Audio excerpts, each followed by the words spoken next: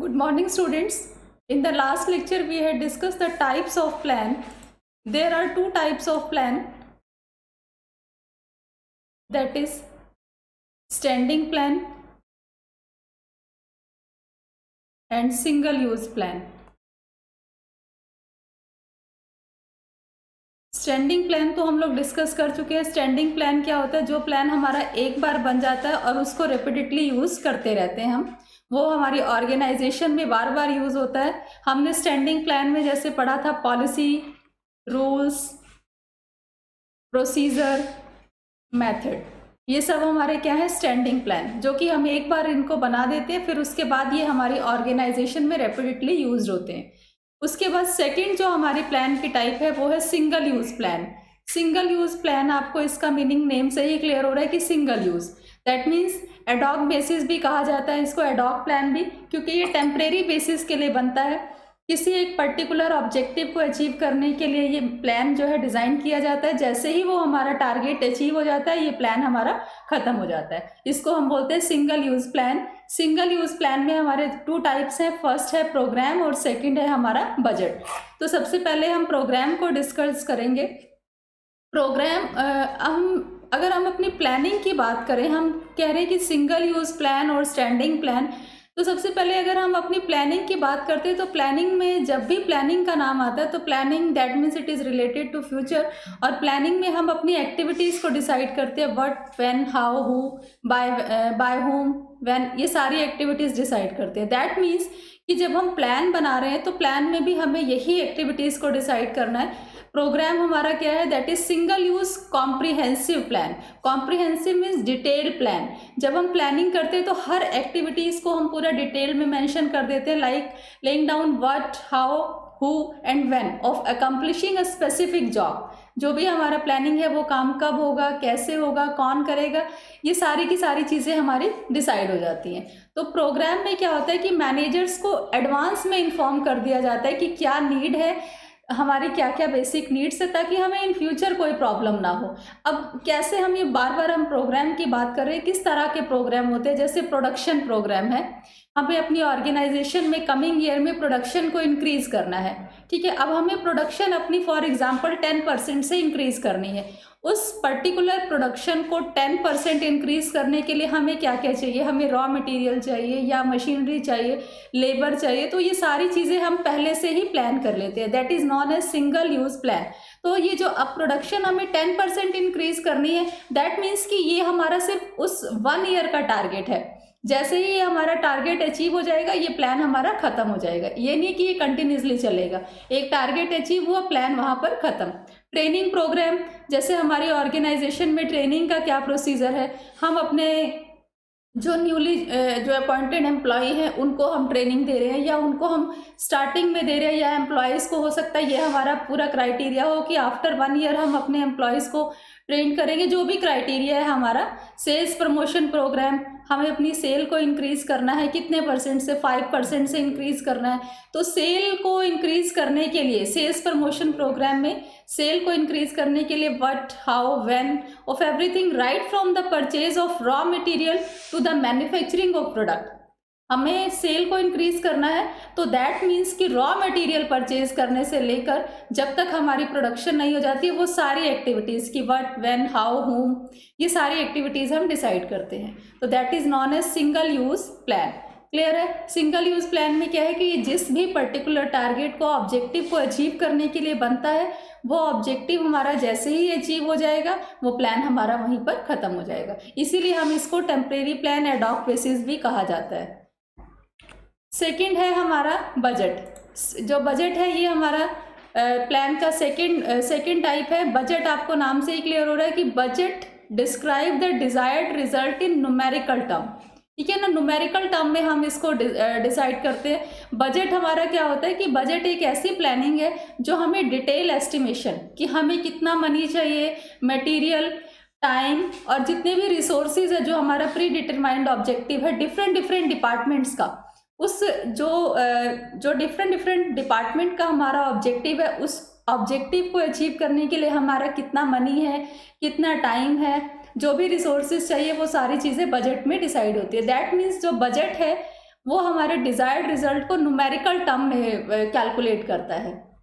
जैसे हम एग्जांपल लेते हैं, सेल डिपार्टमेंट है, सेल डिपार्टमेंट ने अपना बजट दे दिया कि उनको किस तरह का मतलब एक एस्टिमेटेड फिगर दे दिया कि टाइप ऑफ मटेरियल उनको किस तरह का परचेज करना है, कितनी क्वांटिटी है, टाइम ऑफ परचेज और कितना अमाउंट इसके ऊपर स्पेंड होगा। इस तरह से हमारे अलग अलग जितने भी डिपार्टमेंट्स हैं वो सब अपना बजट प्रिपेयर करते हैं। प्रोडक्शन डिपार्टमेंट है, वो उनका अपनी कि उनको प्रोडक्शन कितने % से बढ़ानी है, प्रोडक्शन अगर वो इंक्रीज़ कर रहे हैं तो उनको उसके लिए कितना टाइम चाहिए, कितना रॉ मटेरियल उनको चाहिए, वो पूरा अपना एक एस्टिमेटेड फिगर वो दे देंगे। इस तरह से न्यूमेरिकल टर्म में कि उनको जैसे फॉर एग्जांपल 2 लाख चाहिए, 10 लाख चाहिए, जितना भी उनको रिक्वायर्ड अमाउंट है वो उसको न्यूमेरिकल टर्म में दे देंगे। इस तरह से डिफरेंट डिपार्टमेंट्स जो है वो अपना बजट प्रिपेयर करते हैं। बजट हमारा एक प्रॉपर वे है जिसे हम प्लानिंग भी कहते हैं और कंट्रोलिंग भी कहते हैं। तो प्लानिंग तो हमें पता है कि planning is related to future, planning हमारा फ्यूचर से रिलेटेड है जिसमें हम अपना ऑब्जेक्टिव डिसाइड करते हैं। बट कंट्रोलिंग अभी आपने चैप्टर नहीं पढ़ा है। कंट्रोलिंग में एक्चुअल में क्या होता है कि कंट्रोलिंग में to compare the actual performance with the standard performance. जो हम प्लानिंग में अपना टारगेट, अपना स्टैंडर्ड सेट करते हैं, कंट्रोलिंग में हम क्या करते हैं, जो एक्चुअल आउटपुट आती है हमारी, उस एक्चुअल आउटपुट को हम अपने स्टैंडर्ड से कंपेयर करते हैं और कंपेयर करके हम ये देखते हैं कि डेविएशन तो नहीं है, डिफरेंस तो नहीं है।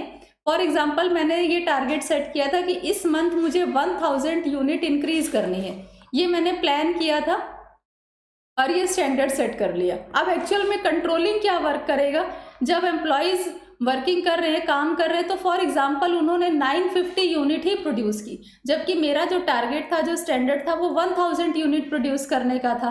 तो कंट्रोलिंग क्या करता है कि to compare the actual work, ये जो हमारा एक्चुअल वर्क है इसको कंपेयर किससे करेगा, स्टैंडर्ड से, और to find out the deviation, what are the reason. यहाँ पे ये जो डेविएशन आई है कि 50 से कम क्यों हुआ, ये डेविएशन आने का रीज़न क्या है, कंट्रोलिंग में हम ये फाइंड आउट करते हैं। तो बजट हमारा प्लानिंग भी है और कंट्रोलिंग भी। बजट जब हम इसको न्यूमेरिकल टर्म में डिसाइड कर रहे हैं कि मुझे कितना बजट चाहिए, और उसके बाद कंट्रोलिंग कैसे है, जब हम एक्चुअल में वर्क करेंगे तो हम कंपेयर करेंगे कि जो मेरा रिक्वायर्ड बजट था क्या उसी के अराउंड मेरा अमाउंट आ रहा है, अगर डेविएशन है तो क्यों डेविएशन है। जैसे मैंने फॉर एग्जांपल अपनी ऑर्गेनाइजेशन में ये एज्यूम किया था, जो मेरा इलेक्ट्रिसिटी बिल है वो मेरा 1 लाख आएगा, लेकिन जब एक्चुअल में इलेक्ट्रिसिटी बिल आया तो वो 1,50,000 आ गया। इतना ज़्यादा डेविएशन क्यों आया, क्या रीज़न है। तो कंट्रोलिंग में हम इस चीज़ को कंपेयर करते हैं। तो ये हमारा था प्लान के 2 टाइप, सिंगल यूज़ प्लान और हमने प्लान के 2 टाइप्स पढ़े थे, सिंगल यूज़ प्लान और स्टैंडिंग प्लान। तो सिंगल यूज़ प्लान हमारा टेम्परेरी बेसिस पे होता है, जिसमें हमने प्रोग्राम और बजट को डिस्कस किया। बजट भी हमारा टेम्परेरी बेसिस पे है, जिस पर्टिकुलर ऑब्जेक्टिव को अचीव करने के लिए बनाया हमने, जैसे ही वो ऑब्जेक्टिव अचीव हुआ बजट हमारा खत्म। फिर नेक्स्ट वर्क के लिए फिर दोबारा से प्लान होगा। नेक्स्ट आता है हमारा difference between method and budget. Method और बजट में क्या डिफरेंस है। सबसे फर्स्ट तो है हमारा meaning.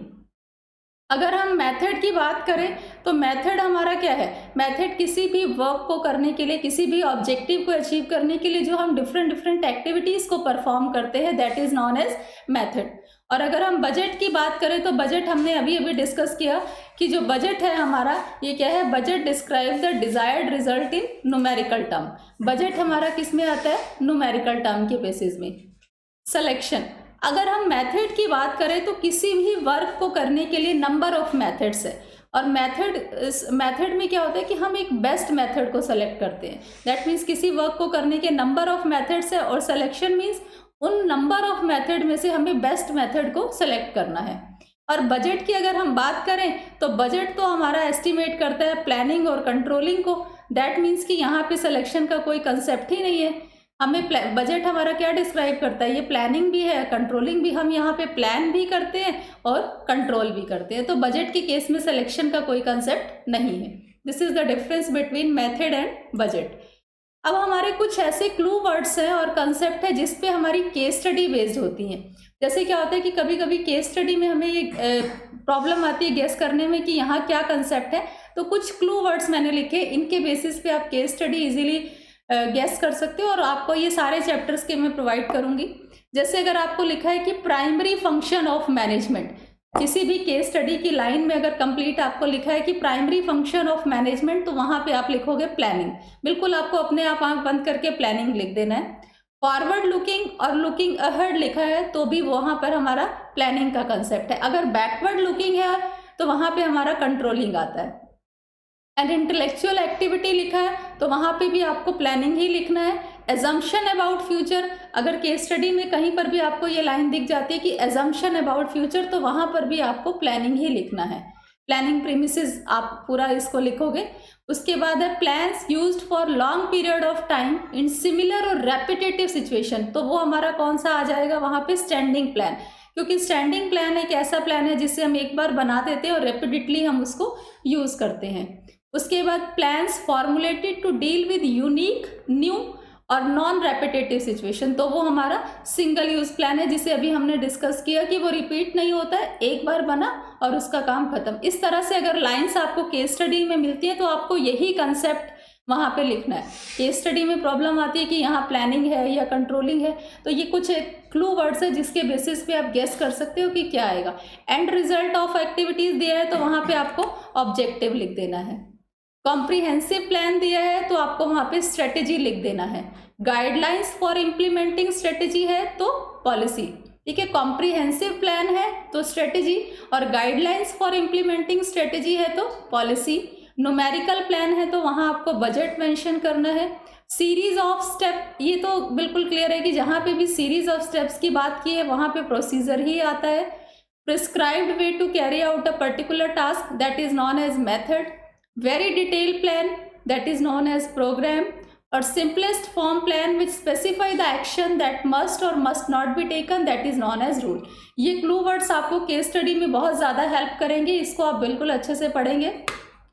Now this is homework. Explain short note on program. Explain short note on budget. Write difference between method and budget. Write any 5 clue words and their concept. Hope so this lecture is clear to everyone. Thank you.